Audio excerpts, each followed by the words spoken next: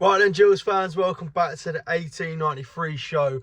We are here, we are in Crewe, and we are here, obviously, for Gillingham's visit to Crewe Alexander, hoping to follow on from the Mansfield game, which was a very, very good performance, and barring a very poor refereeing decision, we would have come out with all 3 points in that game. I firmly believe that we were a top team in that, but look, we're not going to dwell on that. We're going to go straight into tonight. It's normally a hard place to come.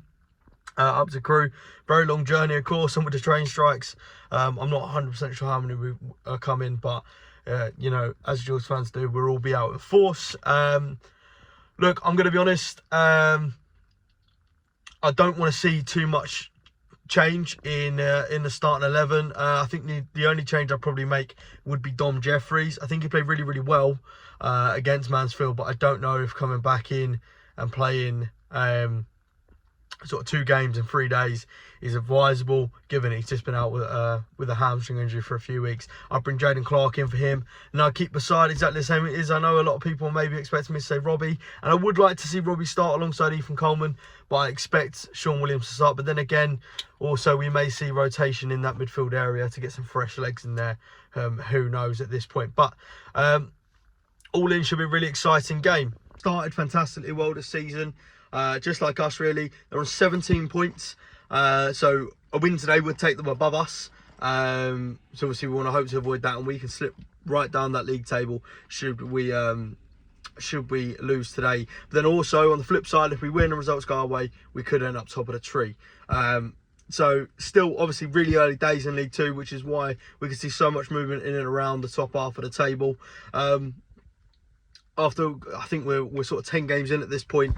It's 9 or 10 games. I'm pretty sure it's 10 games in at this point. So, you know, we can still see lots of movement. Just from one loss is so detrimental, and that's why at the weekend and the referee decision was so vital in a game like that, where if either team won, they went top of the league. For a mistake to happen like that is absolutely huge. But look, we need to get that out of our minds, go into this game, forget what happened at the weekend. Look, positive result, take the positives from it, forget the rest, go into this game, clear minds, and go out there for all 3 points. And that's all the boys can do, and that's all we can ask the boys to do at the end of the day, is go out there and battle for 3 points. Look, it's a long journey, and it's a long journey home. So as long as we put on a show, we play well, hopefully come back with all 3 points, we'll be happy. Look, I haven't seen any team news yet. I'm going to make my way to the ground. And if I do get some team news on my way, I will of course be back to share the team news with you. But we're going to leave it, as we always leave it, up the Gills. Right, the Gills fans, team news is in. It's Turner and goal, Alexander, Marston, Odie, Malone, Ethan Coleman, and Robbie McKenzie as a midfield 2, with Jeffries, Lapsley, Mahoney, Macaulay Bonnet ahead of them. I said in my bit before the team news came out that I want to see McKenzie and Coleman. I didn't think it was going to happen tonight, but it has. Sean Williams hasn't travelled with the squad. I don't think we'll see him playing many Tuesday nights this season. And then on the bench we've got Morris, Clark, Amer, Johnny Williams, Nichols, Nadson, and Jamie Clark. Yeah, I don't think we'll be seeing Sean Williams play many Tuesday nights, but I'm really happy to see Robbie and Ethan in the middle. Really excited to see that. It's something I've been calling for all season. I think that would be our best midfield 2. And surprised to see Jeffries. I don't think he'll get through the full 90 as he did on Saturday, but really strong lineup, really happy with it. Hope to see Madison come on, and obviously Bond get his first goal of the weekend. Let's hope he can continue that on. But the big focal point is of course McKenzie and Coleman starting in the middle together. I'm just waiting to get into the ground. Once I'm in, we'll get into the first half, but really excited for tonight. That team's maybe even more excited, as if Mahoney can play half as well as he has. It should be a threat, of course, and with Bond hopefully finding his little story boost, we should hopefully go for a treat tonight. And hopefully McKenzie and Coleman could do me proud, as I look a bit silly for calling for it. But we're going to wait to get into the ground, and then I'll see you all at half time. As always, up the Gills.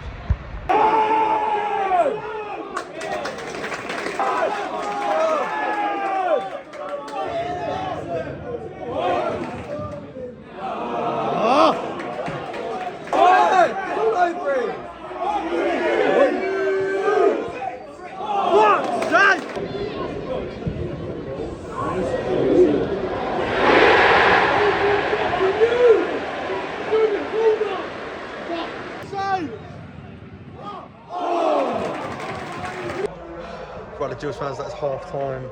It's 1-0 to Crewe. where to start. Their goal, it's a poor one to concede. We've given the lad too much time to cross the ball in. It was just downhill from there, really.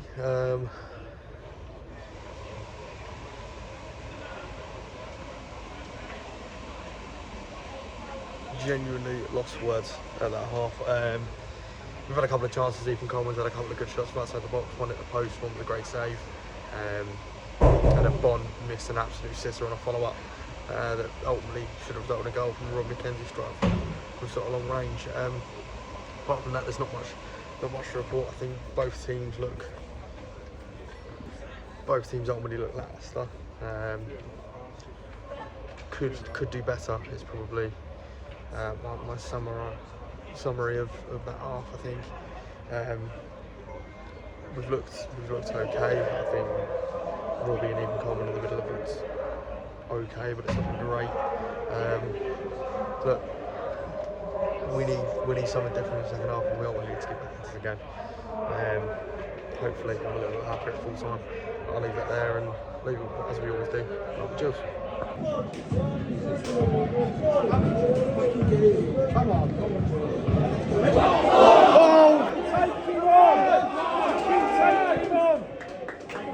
Do something with it.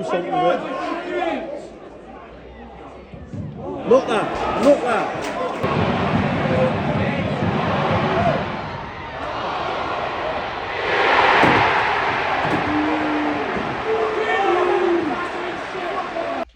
Right then, Gills fans, that's full time, and as you probably know by now, the game finished in favour of Crewe. As the light goes out, that's not what we want, is it? Be back on. Oh, there we go. Right. Right then, Gills fans, that's full time, and as you probably know by now, it finished 2-0 to Crewe. Makes that journey home all that little bit longer. I don't really know where to start, to be honest. Their second goal, you know, we're attacking the game. They've got us on the break, and Turner's made a good save, but it's not enough on it, and it's ended up rolling in the back of the net. But look, let's not take anything away. I say not take anything away from Crewe. I'll be honest, I think we made Crewe look a lot better than it actually was on the night. I don't think they were fantastic, but yet again, it's another disappointing performance from us. And it's quite hard to sort of sum up and put into words what these performances are for me, really. Like, we're making teams that aren't very good look better than they actually are. And we're not looking fantastic. I don't know what it is, and I don't know. I can't quite put my finger on why. I think going forward at times, you know, we come off the Mansfield game where we look quite good going forward, and I think we look quite good as the whole game, and then it's a completely different team that we sent out here tonight. But it's not on paper a completely different team, because it's pretty much the same side that started that game, barring obviously the switch of Lapsley in for Williams and Mackenzie in for Sean Williams. And look, as I say, I can't put my finger on it. I don't know what's going wrong. It's just not good enough to put it bluntly, to put it right on the money. It's not good enough. The performance levels aren't good enough, and in front of goal, we're just not good enough. And we had lots of chances in these games. This game could have finished easily in our favour, 4-2, from the chances we had. You know, Bonds missed an absolute sitter. Ethan Coleman has maybe got a little bit too much on a header, as you guys would have seen.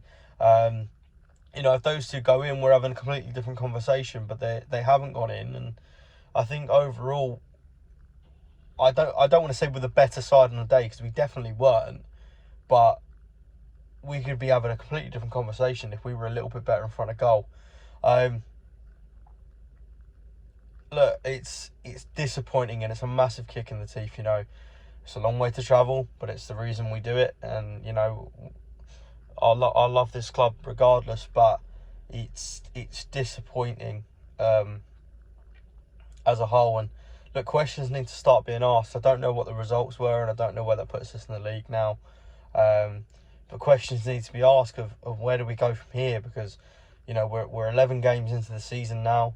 I think a lot of people were Harris out already. Again, I'm kind of on the fence. I'm neither here nor there. I'd like to not be a club that chop and changes the manager all the time. I'd like, you know, Harris to continue building what he's building. But look, the questions need to start being asked. I think a lot of people said 10 games is where we're judged. We're now at 11 games in, and you know, after 10 we were looking good. Now after 11, I think we've slipped that down the table quite a bit without looking.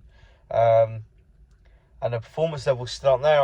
I still can't figure out what we're trying to do going forward. Look, Bonwin's a fair few headers up there, but no one's on the flicks. You know, I still question the decision as to why Ashley Nadesan sat on the bench. I'm 90% sure he's still our top scorer. You know, and he's been fantastic since he come in, and you know that strike partnership of him and Nichols was working. And now we're just seeing Bon up front on his own. I don't quite understand the thinking behind that. Look, he got his goal, and I think he played really well against Mansfield. I think tonight he's not played horrifically bad, but in front of the goal he's not been good enough again. And look,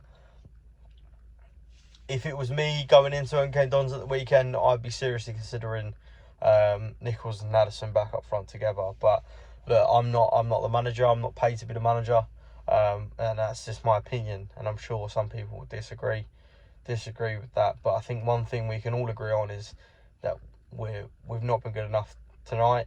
We've not been good enough as a whole. I think we've had moments and we've had glimpses of a team that could possibly push on and fight towards the top of this league, but then we've also had moments that are reminiscent of that team that was, you know, bottom of League Two. I'll be honest, and it's look, I think, you know, if you'd have said to me this time last year we'd be disappointed at slipping down from, I think we were third or fourth at the start of the night, we'd be disappointed from slipping down from third or fourth down the table to, I think we'd still be in the playoff places, right? I'd have told you you're crazy with the position we're in, but with the changes that we've had in the last year comes expectation, and those expectations simply aren't being met at the moment. Look, I could sit here and ramble about this all night, but I've got a long drive home.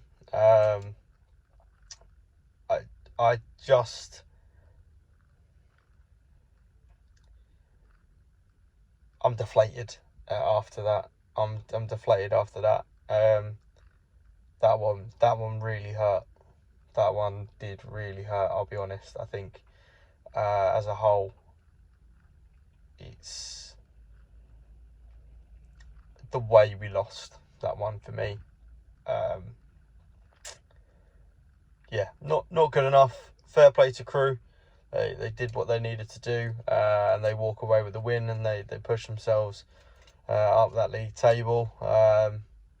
And look, we've got to move on to the next. And I think what's important to point out is we need to have a game at a time mentality as a whole, I think, as a football club, and certainly as a team. I think it's a game at a time mentality and take them as they come. We'll move on from this one now. MK Dons at the weekend, back at Priestfield, and we need Priestfield rocking. And